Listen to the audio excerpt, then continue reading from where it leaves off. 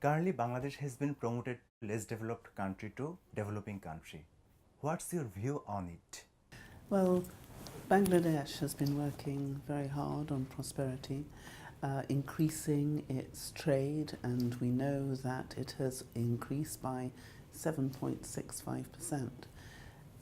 Absolutely critical, because Bangladesh has a real determination to make sure that all of its people receive what they need in order to have a good life.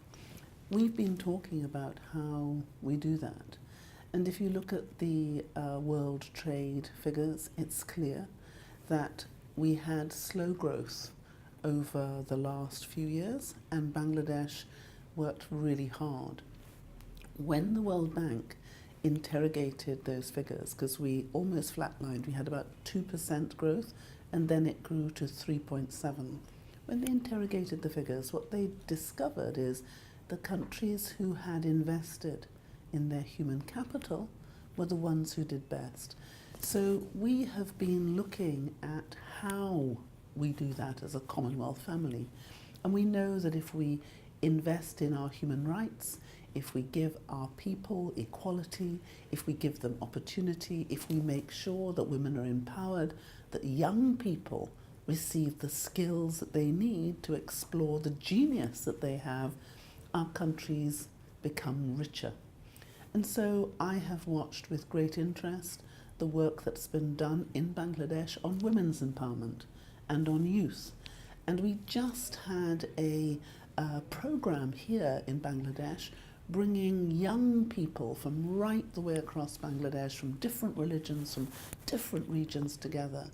And we've had some most phenomenal results. It's called Faith in the Commonwealth. And the reason we called it Faith in the Commonwealth is the Commonwealth really believes that if we pull together, if we uphold our values, and if we encourage one another, things will get better. So I think this is a journey for Bangladesh as it moves out of the LDC status to be a medium country status.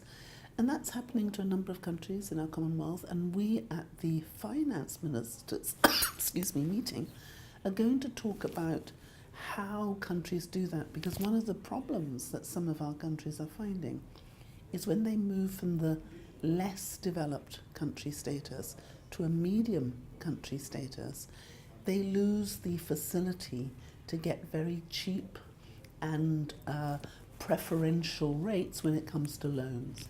So one of the issues that we are going to be talking about in the finance ministers meeting, which will take place in the margins of the World Bank meeting in Bali in October, is how do we help with that?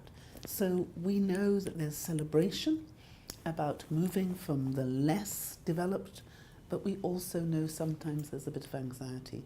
So I am pleased about the work that Bangladesh has done on that. We've been talking to the Justice Minister, and we have talked about, so what do we need to do in terms of the legal framework? Because we are becoming an increasingly digitalized world, which means we have to work out what do we do about cybercrime. Because if we're going to have an e-assisted economy, it has to be a safe space. And in that safe space, how do we balance the rights of the individual and the rights of security on the state? So all our law ministers are talking about that. And it was so good to be able to come back to speak to Bangladesh's law minister, who played a very powerful, interesting part in the discussion that we had in the Bahamas with all the other law ministers. And we've created something called the Office of Civil and Criminal Justice Reform. It is on our website. It's called thecommonwealth.org.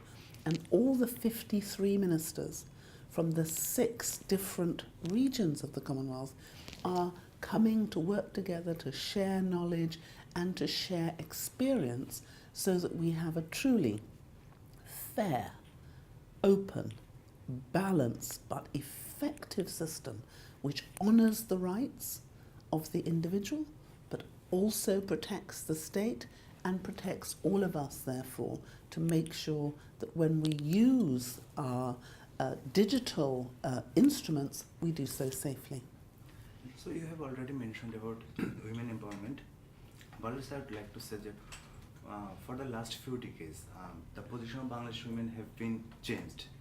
They are participating in various fields of government job to business. Mm-hmm. So what do you think about it? I think it's of fundamental importance because women are 50% of the population, and what we know is if we don't allow every single individual citizen in our countries, whether their colour, their creed, their religion, their race or any other issue, if we impede them because of their gender or because of their orientation, what that means is we deprive ourselves of an opportunity to have the real wealth of our countries. So I think it's a matter of huge pleasure that women are taking their rightful place. And when women are included, we see what wonderful results there can be, not just in terms of business and civil society, but also sport. Bangladesh's female cricketers are number one at the moment. So if we allow our women to participate in all spheres, I know that that will greatly enrich the culture, the well-being, and the prosperity of our countries.